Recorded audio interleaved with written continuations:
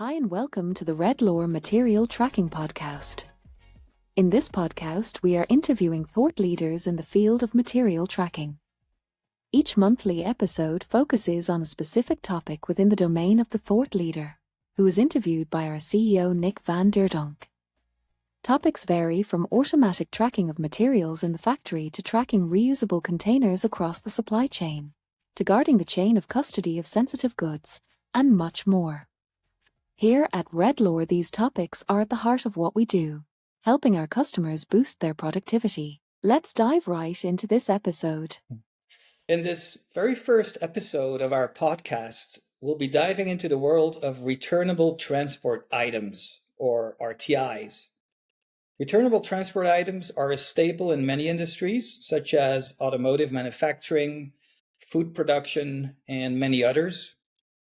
In this podcast, we'll be exploring what RTIs are, why they're being used, and how the RTI management process can be improved with the help of technology. For this episode, we've invited an expert and thought leader on this subject, Bridget Grewal. Bridget is going to explore the ins and outs of returnable transport items. Welcome, Bridget. Hi, thanks for having me. Bridget, you've been in packaging and material handling most of your career.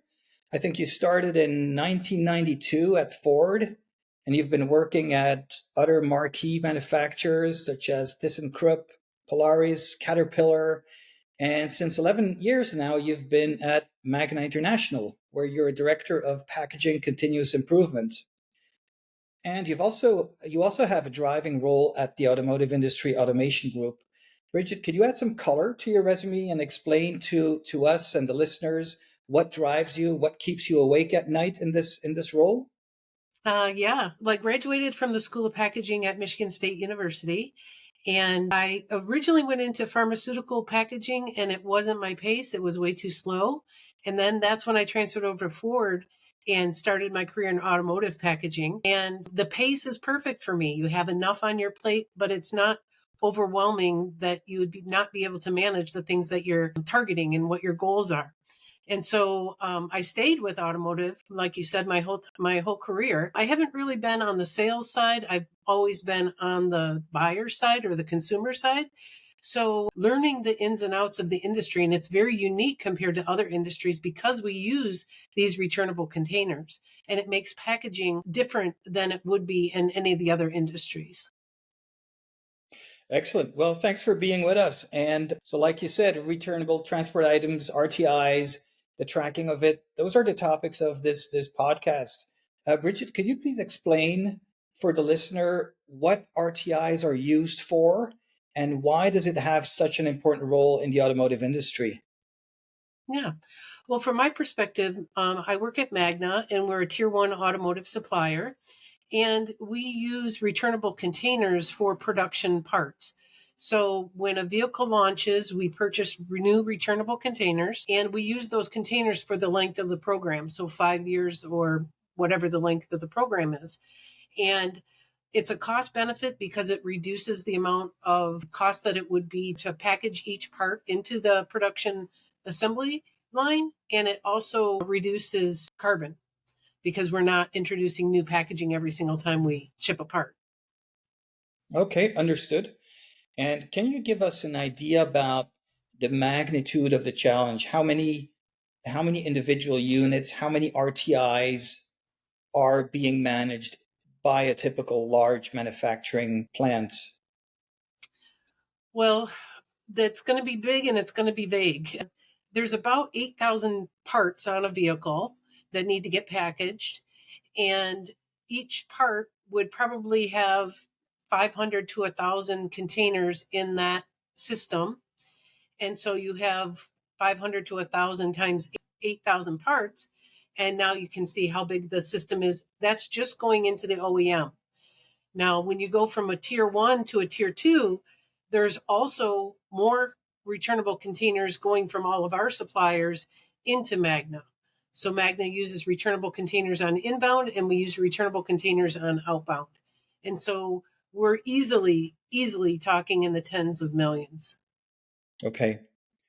So that's a very, very large number. That's not something you can you can manage on the back of a napkin, I would assume. Right. When you talk about containers as a member of the bigger family of returnable transport items, what other kinds of material carriers do you have? Would you consider things like racks, trolleys, pallets? Would they also be members of that same big family? Yes. Yes. A lot of times the containers are categorized according to whether they go in body and white or whether they go to trim chassis final or powertrain. And the trim chassis final and the body and white are the 5-year programs that I was talking about. And the powertrain programs are often 10 years or more. And then you have A, B, C, D containers. So A's are racks, and those are made out of metal and they're handmade, welded together. And then you have B containers that are made out of plastic or metal, but they have dunnage on the inside of them. And so there's part to part separation in the containers. And then you have C containers, which are just bulk packed parts without any dunnage inside of it. And then you get into expendable dunnage and other types for D&E. And you can have a handheld container or you can have a container that moves with a fork truck. So those would be called bulk containers or racks. Okay, thanks for clarifying that. You mentioned earlier that you use RTIs, you use containers also in the way you manage your supply chains with your suppliers. So, how does that work? Your suppliers deliver the parts in these containers, you consume those parts. What happens to the containers after that? How does the process work? Well, we have to create a loop or a system, and that's a fleet size. And so at the beginning of a launch, we determine what that fleet size is going to be, which means you have to know the transportation route, you have to know the safety stock and what you're going to allow to be held for, interruptions in the supply chain or interruptions in production. And so those containers, that fleet size that you establish at the beginning of the program is going to last you for those 5 years, except for attrition, and you might have to add containers back into the system. So it goes from the supplier location full to the OEM. It gets emptied at the OEM, and then it gets transported back to the supplier location and is filled again. And that time period is typically somewhere between 8 to 10 days for that loop to be completed. Mm-hmm. Okay.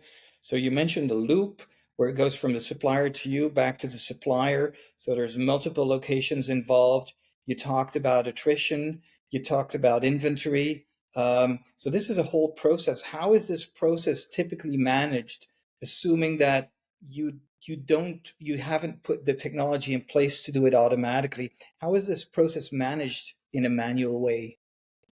So we use AIAG labels on all of the parts. So when the containers are full, you're able to scan that AIAG label. Usually the supplier puts the label on when they put the parts into the container. That container is shipped to the OEM. The OEM is using the barcode to be able to read what's in that container and where it needs to go in their plant. And then when they ship it back to the supplier, we have to go through a cleaning process. Part of that process is taking that label off. And so the containers use ASNs to get the parts to the customer. And then we use no ASN to get the containers back when they're empty. So we rarely lose containers when they're full, because if we were losing those containers, we would be losing the parts, and somebody would be on the phone trying to figure out where that container is. But when the container is empty, nobody's really looking for it.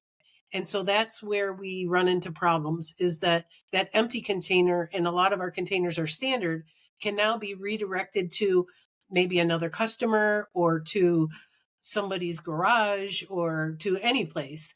And we wouldn't know because there's no tracking on the back end. Okay, so the process is easier to track in the forward way when they're full because you need the parts, but you're saying once they're empty, there's less of an incentive to track, and maybe the supplier will like this container so much that he may use it in a different process, which leads to what you said before, attrition in your own RTI process. What are the consequences, operational, financial, or other consequences, if something like that happens, if an exception to the regular process happens, what are the consequences?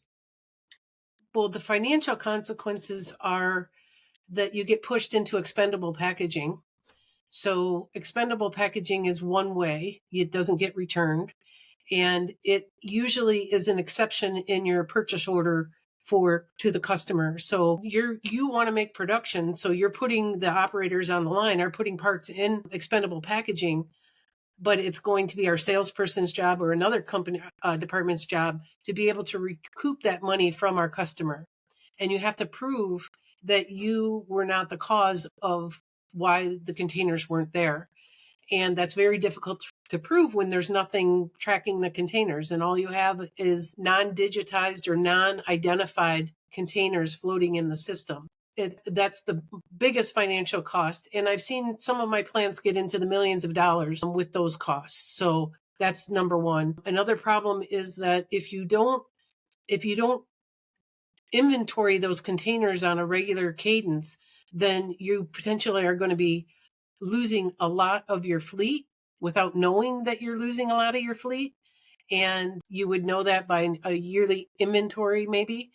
And when that yearly inventory is completed, we find out that we lost 25% of our fleet or some percentage of it.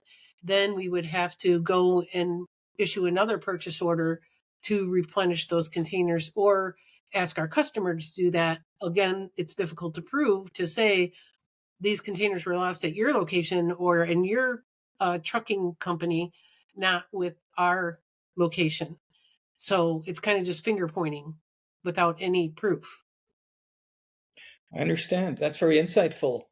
And it's very clear, you made it very clear how lacking the containers at the right place disturbs the regular cadence and costs. You mentioned that it can be millions and millions. So obviously, it seems obvious there's an opportunity there to do it differently and avoid those costs. So I'd like to shift the discussion to technology side of RTI tracking, of container tracking. So when thinking about technology for tracking, people can refer to different types of tracking at different stages in the process and with different goals in mind.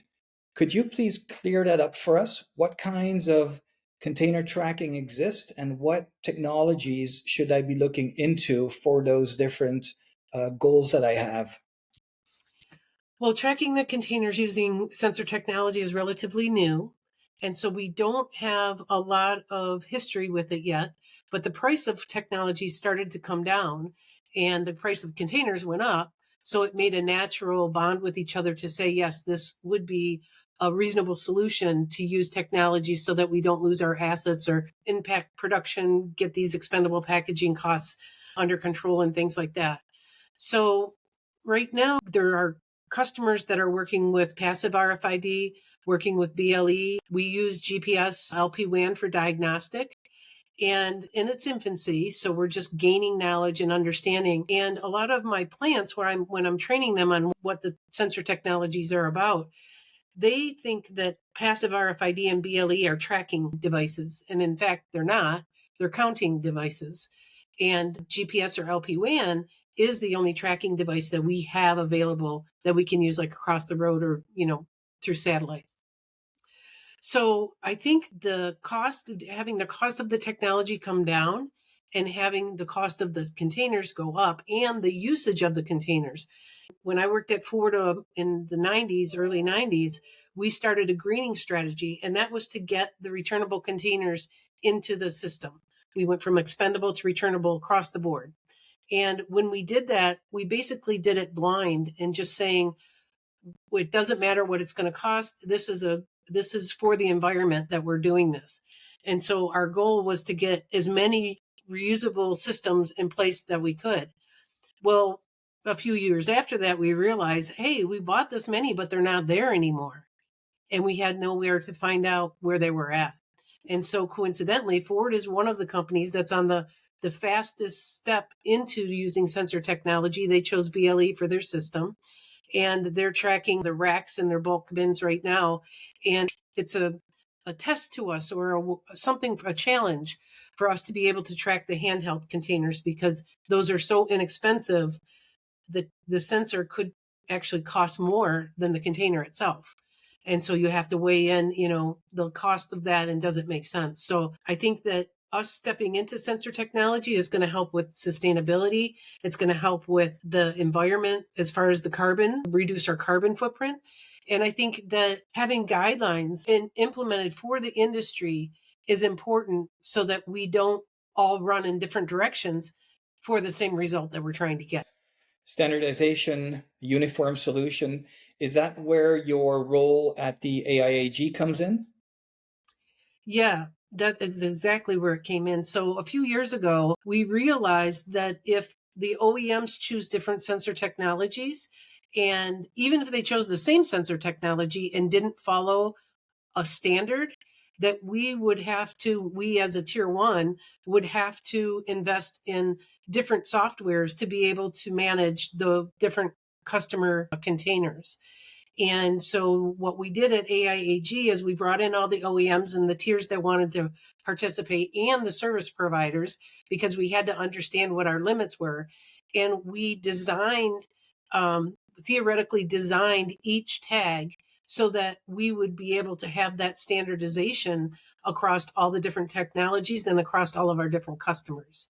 And then the service providers, they were able to tell us what they could do in their software, what they could do on the tags, and how we would be able to manage that with, both of our needs being met, both the service provider and the customer. So the RC18 was published originally maybe 3 years ago, and then we just recently published version 2, which has a lot more information for the user in there, as opposed to those standard designs, which were basically used by the service providers. Excellent. And I would like to add for the listener that this document Bridget is referring to, the RC18, can be downloaded from the website of the IAG. Whether you're a member or not, you can still buy it and download it from there. So thanks for bringing that up, Bridget. Going back to the technology side of things, you mentioned RTI counting.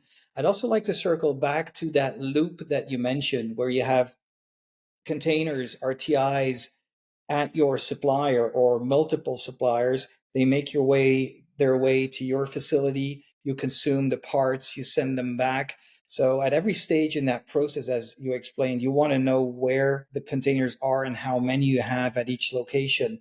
Could you speak a little bit to the different technologies that you see within that ecosystem or within that application, and what are the reasons for our listeners to go for one technology versus another one? Yeah. Well, again, that's another thing that we put into the RC18, that you're talking about read ranges and cost. That's what you're balancing. If you have a very small, basically immobile system, like we do for parts, they just go down an assembly line and that is immobile. It just stays right there. Then we use passive RFID for that application. And it's the reason that it works is because it's a small area. The tags are very inexpensive. There's a high volume of parts, and the antennas, which are the readers for the passive RFID, are relatively expensive. But if you only need a few of them, then that would be a cheaper solution for that circumstance. But like for returnable containers, when they get mobile and they move from one location to another location, and they can go through 14 different dock doors for the receiving end and 14 different dock doors for the shipping end, if you tried to implement a passive RFID system in that scenario, including you need those at the supplier location too, at all of their doors, you need a bigger read range. And so that's when you jump into BLE. If you put a BLE reader at your receiving door or a gateway at your receiving door and then a gateway at your shipping door, you can probably get all of them involved, depending on the size, obviously, of your plant. But you don't have to say this returnable container can only go through dock door number 1 and this one has to go through dock door number 3. you can just let it go through any dock door that it wants to go through. And when you ship it, it goes through any dock door, and you get that count in and you get that count out. And with our supplier, and this is kind of the most important part, let's say that one part, a front end module, has 300 suppliers that are supplying for it. We would have to either direct those suppliers to purchase all of that RFID equipment for all of those dock doors and reimburse them in their piece price, or we would have to purchase it up front and install it at their location. With BLE, A, you can use a gateway that's very inexpensive, or B, you could ask the supplier to just put the reader on their phone, download the app and use the phone app. And so they can participate in the counts without financially participating in the infrastructure, or very little infrastructure for them.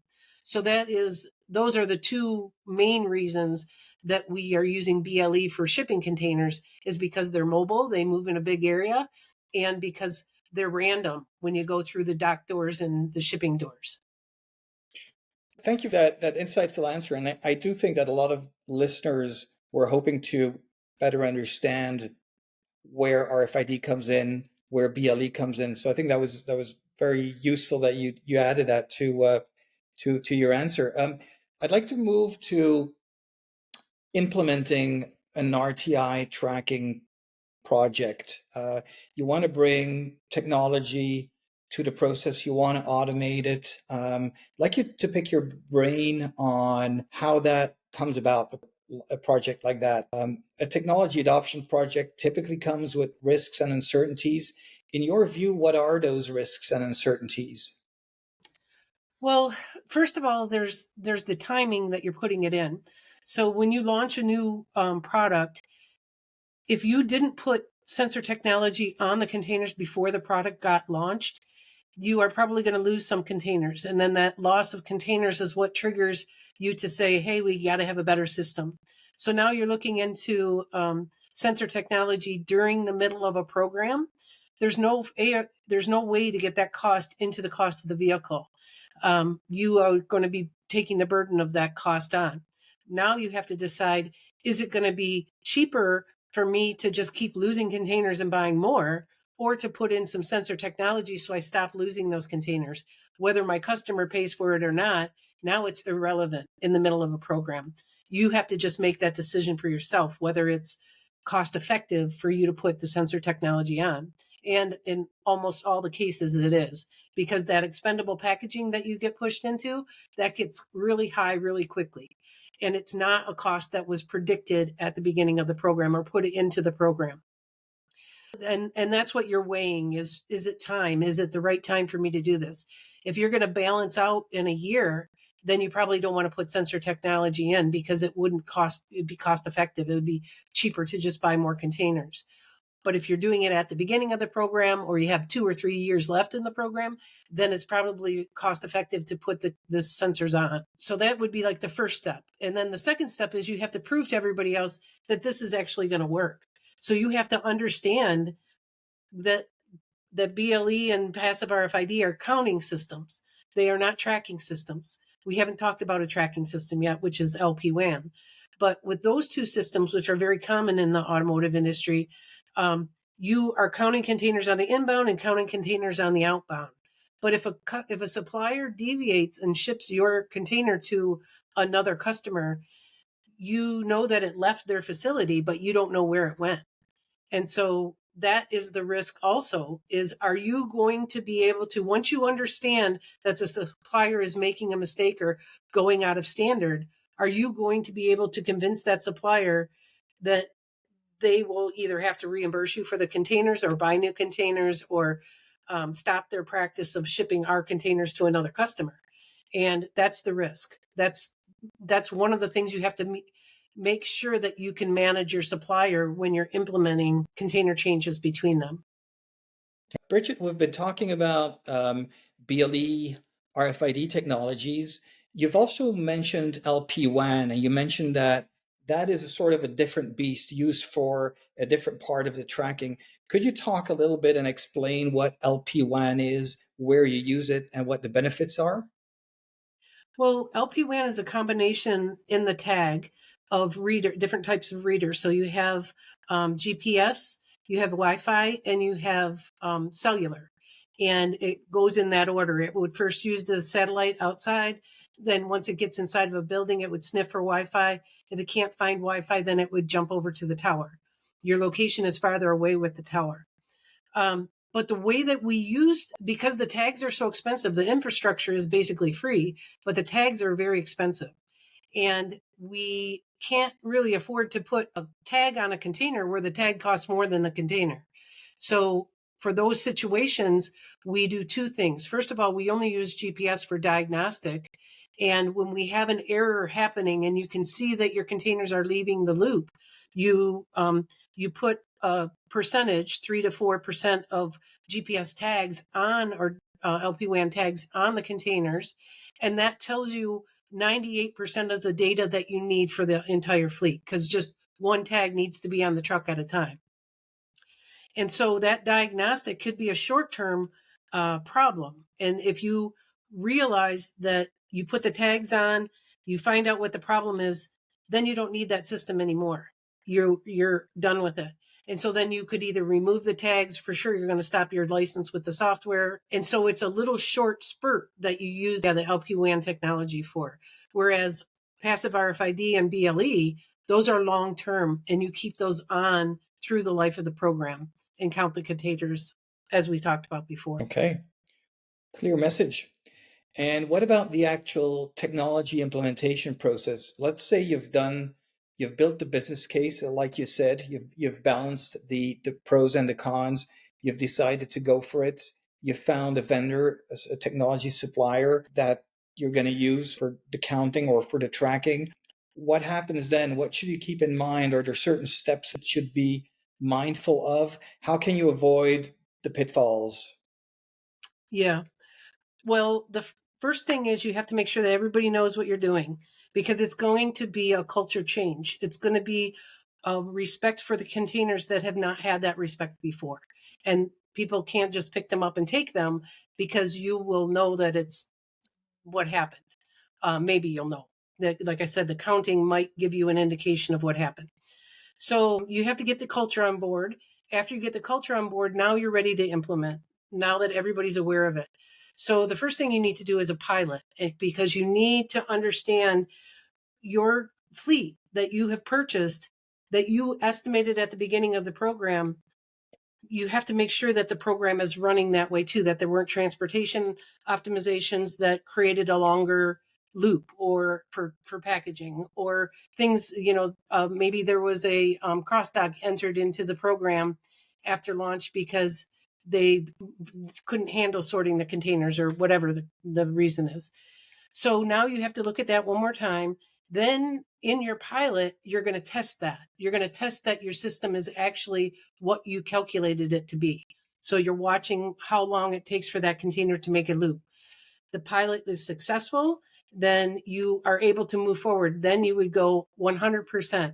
And the way that I would implement would be supplier by supplier rather than commodity by commodity. So if you have tracking devices on one supplier and maybe they're giving you product for 4 different vehicles that you're working on, I would take all that whole supply chain for that one supplier and have them place the tags on that supplier and train with that supplier and work with them, and then go to your next supplier and your next supplier.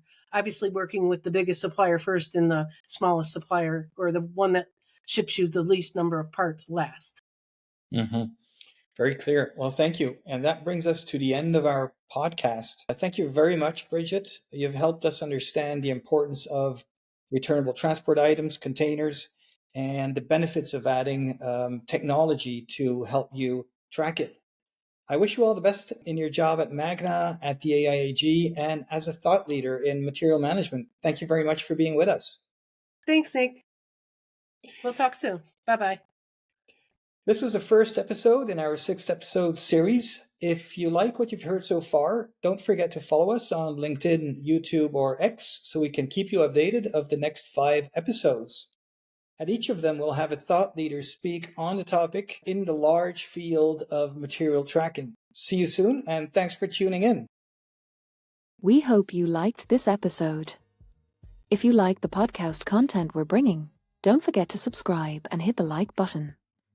At Redlaw, we help manufacturing and logistics companies address visibility issues within their material flows and manufacturing processes. Our wireless tags accurately monitor the on-site location of materials as well as their condition, such as temperature deviations and damage. Our solution also tracks the material carries such as totes and racks within the manufacturing site and across sites. It replaces time-consuming and error-prone barcode scanning. It brings you real-time location and condition monitoring, which an older technology like RFID cannot do. The end result is that our solution helps our customers avoid line stops, inventory discrepancies, inefficiencies due to human error, and keeps track of the chain of custody. If you'd like to hear more about the topic addressed in this or in previous episodes, just send us an email at info@redlaw.com and we'll be in touch. We also love your feedback, so drop us a note with your thoughts.